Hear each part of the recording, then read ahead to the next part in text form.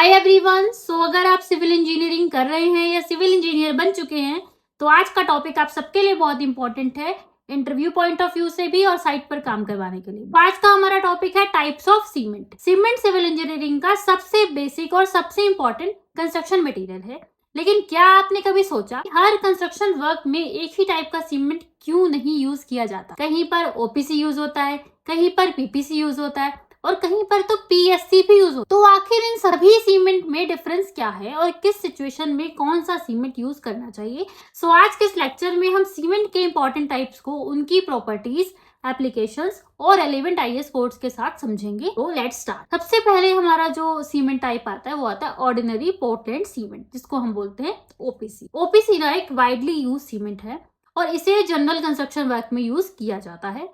OPC के commonly non grades है like OPC 33, OPC 43, OPC 53। और ये ना बहुत इंपॉर्टेंट पॉइंट भी है और यहाँ पर बहुत बड़ा एक डाउट क्रिएट होता है कि अगर हम कहते हैं ना कि ओपीसी 53 ग्रेड ऑफ सीमेंट, तो इसका मतलब ये नहीं है कि इससे बनने वाला कंक्रीट ऑटोमेटिकली 53 एमपीए का होगा। 53 एमपीए सीमेंट की ग्रेड स्ट्रेंथ को इंडिकेट करता है, कंक्रीट ग्रेड को नहीं। ये बात लिख लो। कंक्रीट की स्ट्रेंथ ना उसके डिजाइन मिक्स पर, वाटर सीमेंट रेशियो पर, एग्रीगेट्स पर, उसकी क्योरिंग पर, कंक्रीट की स्ट्रेंथ उन सब पर भी डिपेंड करती है।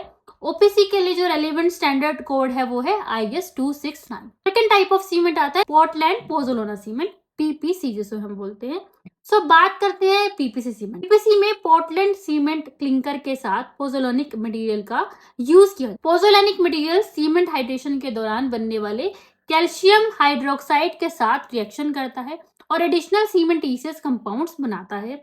इससे कंक्रीट की परमेबिलिटी कम हो सकती है और लॉन्ग टर्म ड्यूरेबिलिटी इंप्रूव हो। ठीक है, पीपीसी का हीट ऑफ हाइड्रेशन भी जनरली ओपीसी के कंपैरेटिवली लोअर हो, इसीलिए ड्यूरेबिलिटी और मास कंक्रीट जैसे एप्लीकेशंस में पीपीसी यूजफुल हो सकता है, लेकिन फाइनल सिलेक्शन हमेशा प्रोजेक्ट स्पेसिफिकेशन और एक्सपोजर कंडीशन के अकॉर्डिंग होना चाहिए। अब कमेंट्स में आप मुझे बताओगे कि पीपीसी और ओपीसी में हीट ऑफ हाइड्रेशन का क्या फर्क है। ठीक है, सो पीपीसी के लिए रेलेवेंट स्टैंडर्ड है IS 1489। ठीक है, थर्ड टाइप ऑफ सीमेंट हमारे पास आता है पोर्टलैंड स्लैग सीमेंट, जिसे हम बोलते हैं पीएस। सो पीएससी में ना ग्रैनुलेटेड ब्लास्ट फर्नेस स्लैग का यूज किया जाता है।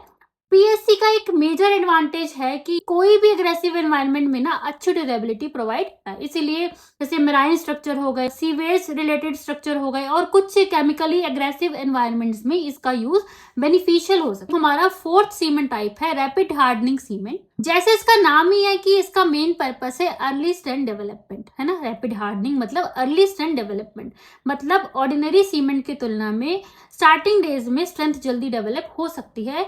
इसका यूज ऐसे वक्त में किया जाता है जहां पर हमें जल्दी स्ट्रेंथ चाहिए, जैसे सर्टेन रोड रिपेयर करनी है, कोई वहां पर ज्यादा हम उसको ज्यादा देर तक बंद नहीं कर सकते हैं ना, ऐसी सिचुएशंस पर, या जहां जल्दी आगे का कंस्ट्रक्शन शुरू करना है, प्रोजेक्ट का टारगेट टाइम बहुत कम है तो उसको फटाफट से कंप्लीट करना है, तो ऐसी जगह पे यूज होता है।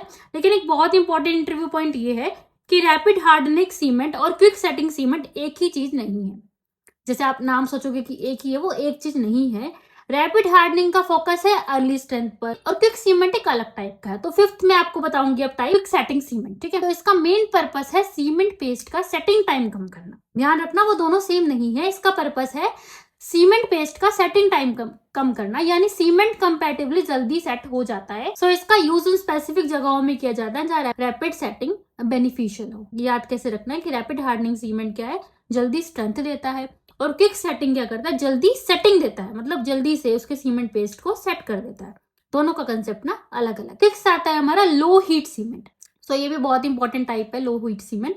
जब सीमेंट पानी के अंदर रिएक्शन करता है तो हीट रिलीज होती है, इसे हम हीट ऑफ हाइड्रेशन कहते हैं। स्मॉल वॉल्यूम कंक्रीट में यह हीट जनरली मेजर प्रॉब्लम नहीं होती है, लेकिन हम बहुत लार्ज वॉल्यूम कंक्रीट एक साथ प्लेस करते हैं, जैसे कोई हम डैम्स में कर रहे हैं ना, फाउंडेशन है बहुत मैसिव और अदर मास कंक्रीट स्ट्रक्चर है, तो अंदर टेम्परेचर काफी बढ़ जाता है। तो बाद में टेम्परेचर डिफरेंस के कारण थर्मल स्ट्रेस डेवलप हो सकते हैं और क्रैकिंग का रिस्क बढ़ सकता है ना। सो इसीलिए मास कंक्रीट में फ्लो हीट सीमेंट या फिर suitable low heat cement cementitious system का यूज किया जाता है। इसके लिए रेलिवेंट स्टैंडर्ड है आपके पास IS 12600 low heat Portland cement के लिए। सेवेंथ है हमारा sulphate resisting Portland cement.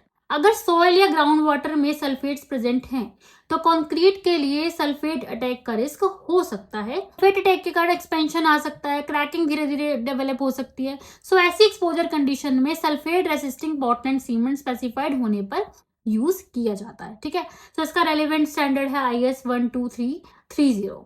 And 8th आता है हमारा व्हाइट सीमेंट।